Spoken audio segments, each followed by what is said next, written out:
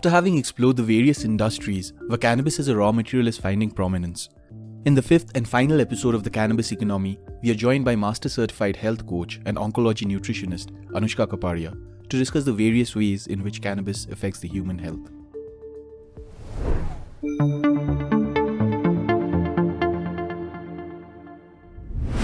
So cannabis has been used since prehistoric times, and not just India, but throughout the world. Also in the Atharva Veda, it is termed as the sacred grass. And cannabis is growing in popularity in the medical community internationally also. This is just because, it can take care of a lot of ailments, a lot of chronic conditions. This is because it works via the mechanism of the endocannabinoid system, which is a network of receptors throughout the body. And this system takes care of the regulation in the body, like appetite suppression. It takes care of appetite stimulation. It takes care of your immunity, boosts mood, and so many other processes it takes care of. This is because it has the ability to bring your body back into balance. Its major work is to bring homeostasis in the body. So that is what your endocannabinoid system does. And because cannabis works via this endocannabinoid system, it can be used for a wide range of ailments. You name the ailment like cancer, autoimmune diseases, glaucoma. There are a lot of other autoimmune conditions like, rheumatoid arthritis and so many other conditions. So these can be all taken care of with the help of medical cannabis.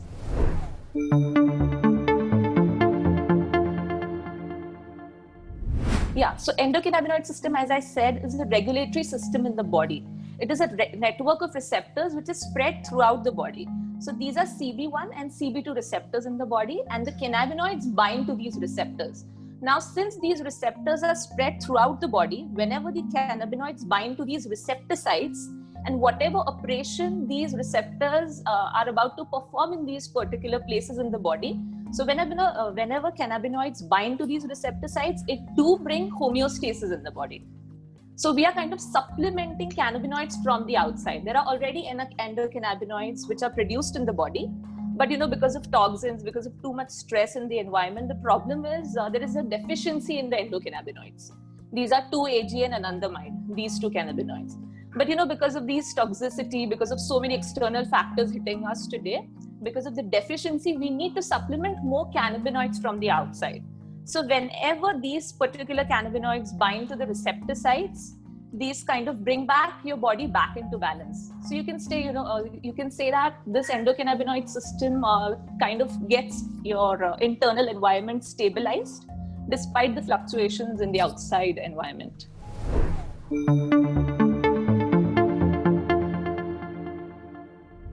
So it's not just cannabis, it's a variety of foods as well that can be used. Raw chocolates also do have the ability to boost your endocannabinoid system. It's hemp seeds, it's walnuts, it's all foods that are rich in omega-3 fatty acids. It's turmeric, your curcumin, it's black pepper. There are so many other spices also, that can do the work of boosting your endocannabinoid system.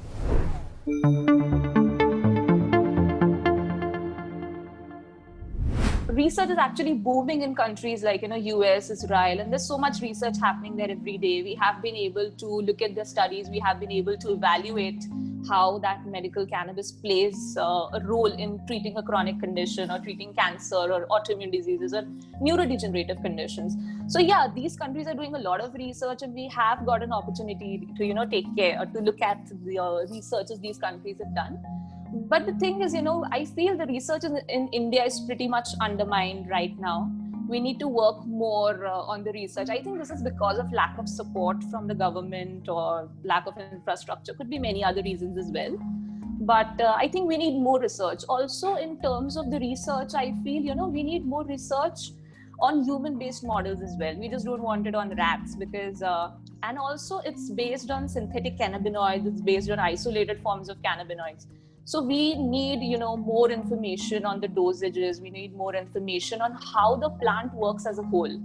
So, there could be more research done on this part of how it works as a whole, how it works in synergy, the entourage effect, which we say as a resultant of cannabinoids, terpenes, flavonoids. There are so many other compounds in the plant.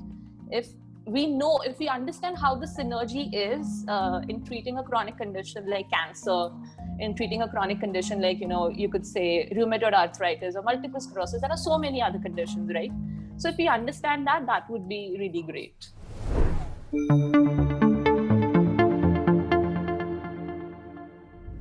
As I said previously, the work of the endocannabinoid system is to bring your body back into balance. For example, like if there's more BP, okay, if you have more blood pressure in the body, what the endocannabinoid system is going to do is going to work as an alarm system. It's going to blow an alarm and it's going to tell the body to bring it into its normal levels. If your hormones are out of whack, what it's going to do is it's going to tell the endocrine system, to take care of the hormonal levels and bring them back into balance. So like in terms of cancer, when the immunity is suppressed, we are going to take care of, building up the immunity, heightening the immunity. And in the case of autoimmune diseases where, it is like heightened state, we're going to take care of bringing it back into balance. So that's what the endocannabinoid system does.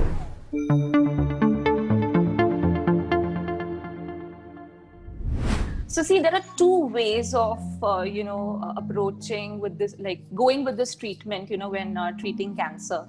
So one is where, you just take care of the symptoms of the conventional therapy that people are going through. Like, for example, your chemo and radiation. So if that time you are taking cannabis, what is it going to help with is nausea, vomiting. It's going to help with appetite stimulation.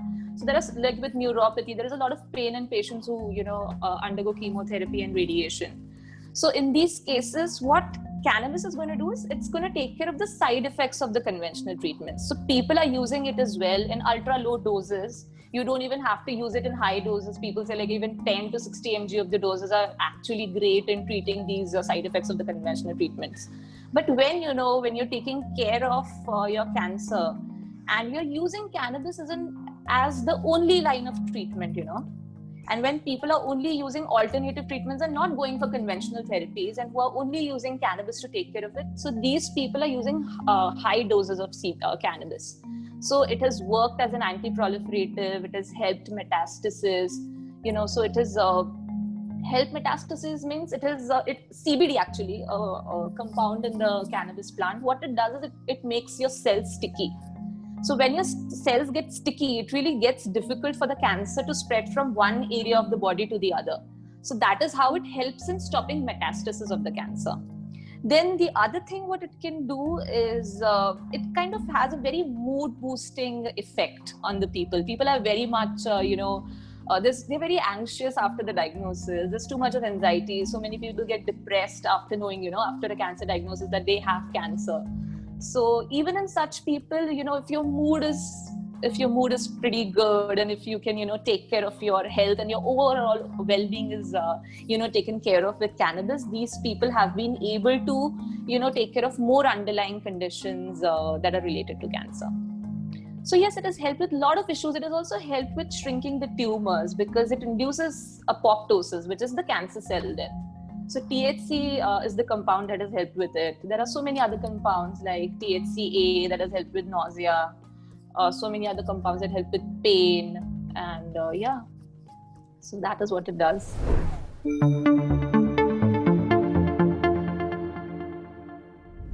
There are going to be some cases like, cases of cardiovascular diseases, arrhythmias, where these people already come with some underlying conditions where it could be little dangerous. So we make sure that the person is using cannabis in a proper dosing only. Like it is not recommended for pregnant lactating women. It is not recommended just for kids, like kids have it. Like there are going to be people who are hypoglycemic, so using more doses of medical cannabis can give you hypoglycemia. It can raise your heart rate and decrease your blood pressure. So there are certain aspects that we need to take care of. But when you're working with a qualified professional, when you're working with a doctor, when you're working with a dosing specialist, many things can be taken care of. Also, there are going to be people who are on very high doses of blood thinners. So we also make sure that every time someone comes to us, we'll make sure that they talk to us about what current medications they are on, what the underlying conditions are. There are so many factors that we talk about, and then only then we work on the dosing aspect.